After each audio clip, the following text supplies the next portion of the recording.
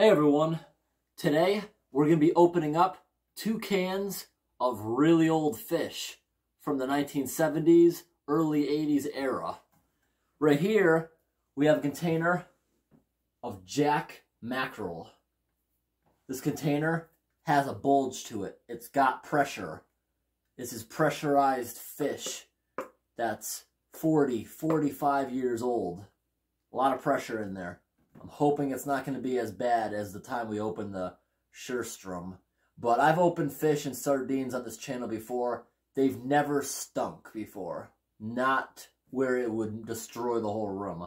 I've only opened one old product before. That stinky fish wasn't old. It was the Spam. It lingered in the house for literal days. And here's another one here. It's got a little bit of pressure. This one right here is Double Q Pink Salmon, made by Peter Pan Seafoods Inc. Also from the same era. This one I think has a better chance of being from the 70s. Definitely. Alright, I'm going to give you guys a close-up look before we start ripping into these. Alright everyone, the first can here is in a little bit of rough shape. Whether this is from it getting wet or it's slowly leaking. It might be slowly leaking right here. That might be what the stain is. Slowly leaking through the metal as it rusts. But other than that, graphics are not in the worst shape. At least we can still read it. Terminal Island, California. Jack mackerel, water and salt.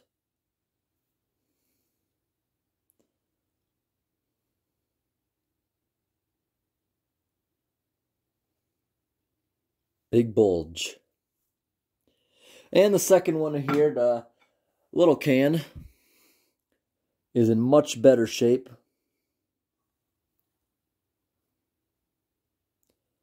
Double Q Pink Salmon. Pink salmon and salt. They didn't even mention the water in it.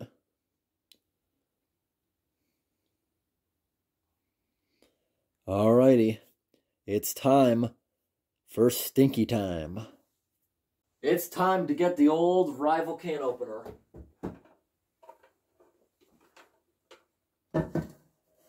Alright, we're going to hope for the best. This is going to be quite the sprayer, I think. I think this is going to squirt a lot. Here we go. Gonna have to guard this one so it doesn't spray across the room, because this seems like a possibility.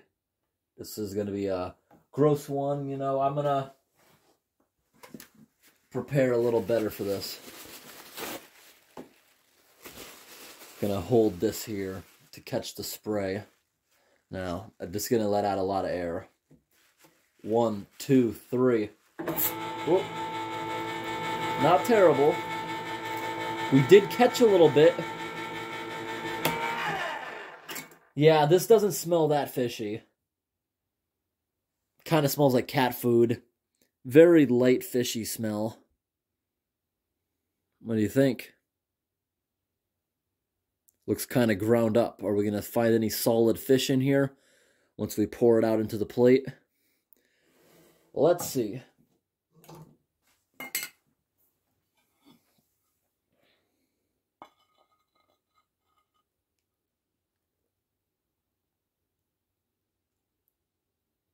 Ooh.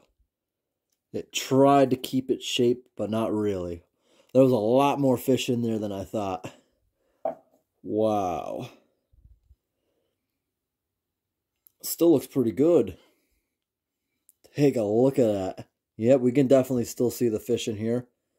This doesn't actually look that bad. It kind of looks like what you'd see these days. That was so cool how it just peeled open and you can see the bones and the ribs of the fish. That's so cool. It just opened all by itself so we could see. Let's give that a big sniff. Doesn't smell off. Not much at all. We are going to try to do a contamination test on this little bit of fluid in just a moment. Up next, we have the Double O Pink Salmon.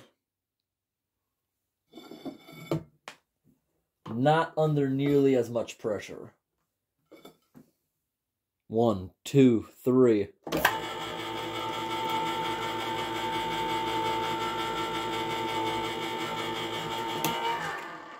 Oh. For fish, this thing barely smells at all. That's kind of creepy. Look at this. Look at those green bubbles over there. It's kind of creeping me out.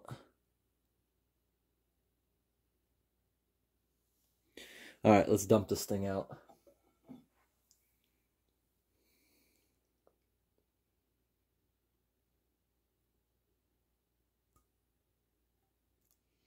Doesn't look bad that much. Nope, doesn't look that bad at all. Let's give that a big sniff too. That smells like it might have some metal contamination. I don't think the fluid in this one is clear enough to do a test, but we'll give it a try. So when I test products like this, I use water testing strips. As long as it is clear enough, this should work.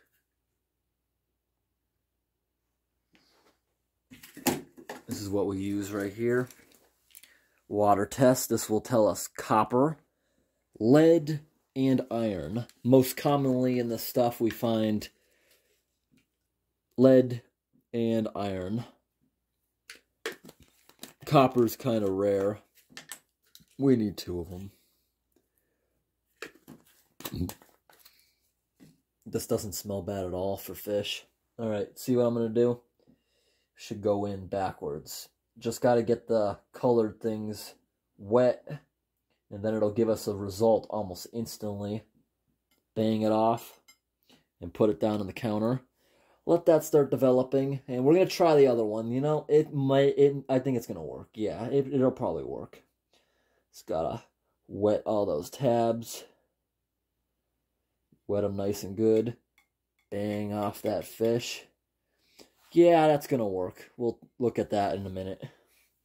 Alright, the very first one. And I'm getting the stuff on my fingers. Oh well.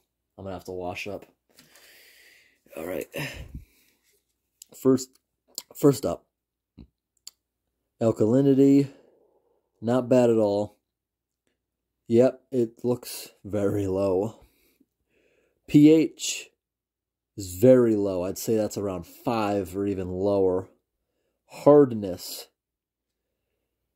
I'd say that's around 80 or so. I'm not sure if you can tell on the camera, but that's lining up pretty close around here.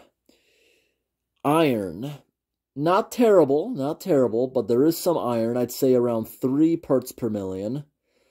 Copper, none. Lead, yes, there is lead. You see, if we line up the lead right here, I would say it's probably around 30 parts per million. Fluoride, none. Why would that be in here? And these other things, we don't really have to worry about any of them. All right, let's go to the other one. The salmon. Okay, alkalinity, very low again. pH, very low, around 5. Hardness,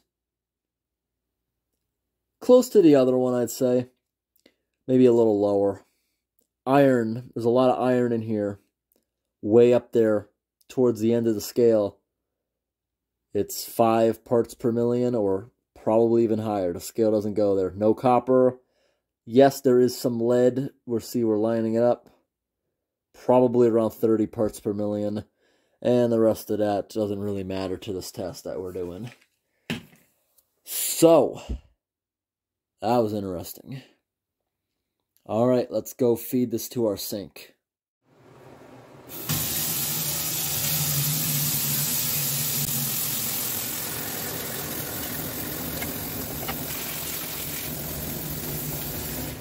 All right, let's mix this into the water.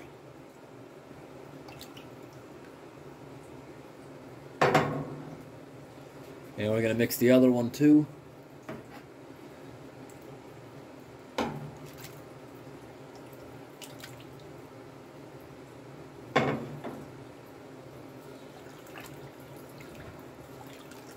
Look at that.